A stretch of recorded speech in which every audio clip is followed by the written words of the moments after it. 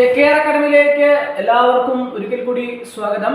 കേരള സർക്കാരിന് കീഴിലുള്ള drugs controlled വകുപ്പിന് കീഴിൽ വിവിധ പദ്ധതികളിലായി കരാർ അടിസ്ഥാനത്തിൽ ഡാറ്റ എൻട്രി ഓപ്പറേറ്റർ തസ്തികയിലേക്കുള്ള നിരവധി ഒഴിവുകളാണ് വന്നിട്ടുള്ളത്.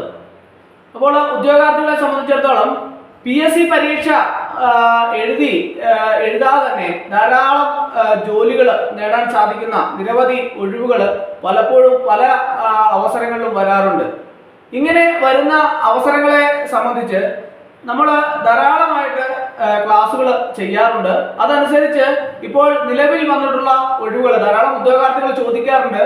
ഒഴിവുകൾ വരാറുണ്ടെങ്കിൽ, അങ്ങനെ ഒഴിവുകൾ വരുന്ന അറിയുന്നുണ്ടെങ്കിൽ അതിനെ സംബന്ധിച്ച് ക്ലാസ്സുകൾ ചെയ്യാമോ എന്ന് ധാരാളം ഉദ്യോഗാർത്ഥികൾ ചോദിച്ചതിന്റെ അടിസ്ഥാനത്തിലാണ് ഇങ്ങനെയുള്ള ക്ലാസ്സുകളൊക്കെ ഞാൻ പ്രത്യേകമായിട്ട് എടുത്ത് ചെയ്യുന്നതിലേക്കൊക്കെ നിങ്ങൾക്ക് യോഗ്യരായിട്ടുള്ള ഉദ്യോഗാർത്ഥികൾ ഉടൻ തന്നെ അപേക്ഷ സമർപ്പിക്കാൻ വേണ്ടിയിട്ട് പ്രത്യേകം ശ്രദ്ധിക്കേണ്ടതാണ്. കേരള സർക്കാരിന് കീഴിലുള്ള ഡ്രഗ്സ് കൺട്രോൾ വകുപ്പിലെ വിവിധ പദ്ധതികളിലേക്ക് കരാർ അടിസ്ഥാനത്തിൽ ഉദ്യോഗാർത്ഥികളെ നിയമിക്കുന്നതിനായിട്ട് സെന്റർ ഫോർ മാനേജ്മെന്റ് ഡെവലപ്മെന്റ് അപേക്ഷ ക്ഷണിച്ചിട്ടുണ്ട്. ആകെ 10 ഒഴിവുകളാണ് ഉള്ളത്. ഏതിന്? ഡേറ്റ എൻട്രി ഓപ്പറേറ്റർ തസ്തികയിലേക്ക് 10 ഒഴിവുകളാണ് ഉള്ളത്. വിവിധ ജില്ലകളിലായിട്ട് ധാരാളം അവസരങ്ങളാണ് ഉള്ളത്. അപ്പോൾ ഇതിന്റെ യോഗ്യതയെ സംബന്ധിച്ച് ഡാറ്റ എൻട്രി ഓപ്പറേറ്റർ ഏതെങ്കിലും ഒരു വിഷയത്തിൽ ബിരുദം ഉണ്ടായിരിക്കണം. കൂടാതെ PGDCA അല്ലെങ്കിൽ DCA ഈ ക്വാളിഫിക്കേഷൻ ഉള്ളവർക്ക് ഇതിലേക്ക് അപേക്ഷ സമർപ്പിക്കാവുന്നതാണ്. കൂടാതെ ഏതെങ്കിലും ഒരു വിഷയത്തിൽ ഏതെങ്കിലും ഒരു സ്ഥാപനത്തിലോ ഒരു വർഷത്തെ പ്രവൃത്തി പരിചയം നിർബന്ധമായിട്ടും ഉണ്ടായിരിക്കണം.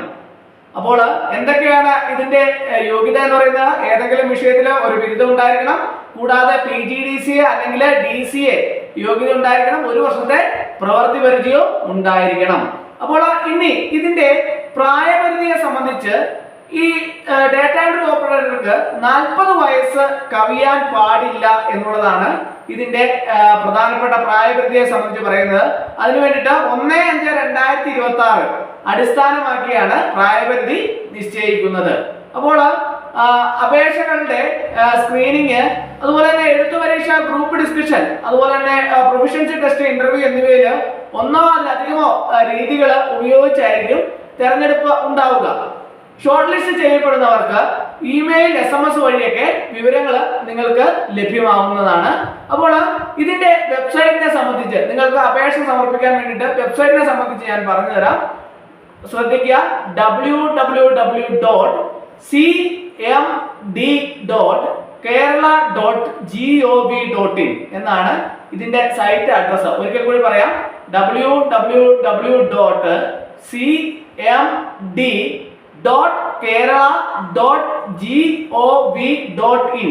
അവസാന തീയതി മെയ് 21-ാം തീയതിയാണ് അപേക്ഷ സമർപ്പിക്കാനുള്ള അവസാന തീയതി. അപ്പോൾ ഇതിലേക്ക് അപേക്ഷ സമർപ്പിക്കാൻ യോഗ്യരായിട്ടുള്ള ഉദ്യോഗാർത്ഥികളൊക്കെ തന്നെ ഉടൻ തന്നെ അപേക്ഷ സമർപ്പിക്കാൻ വേണ്ടിയിട്ട് പ്രത്യേകം ശ്രദ്ധിക്കുക. ഇങ്ങനെ ഓരോ നോട്ടിഫിക്കേഷൻ കാണുന്ന അവസരത്തിൽ ഞാൻ പ്രത്യേകമായിട്ട് ക്ലാസ്സുകൾ എടുത്ത് ചെയ്യാറുണ്ട്. അപ്പോൾ നിങ്ങൾ അതനുസരിച്ച് കൃത്യമായിട്ട് അപേക്ഷകളൊക്കെ സമർപ്പിക്കാൻ വേണ്ടിയിട്ട് ശ്രദ്ധിക്കുക. അപ്പോൾ ഇന്നത്തെ ക്ലാസ് എല്ലാവർക്കും ഇഷ്ടമായെന്ന് വിചാരിക്കുന്നു. ഒരിക്കൽ കൂടി എന്നോട് നിർത്തട്ടെ. നന്ദി, നമസ്കാരം.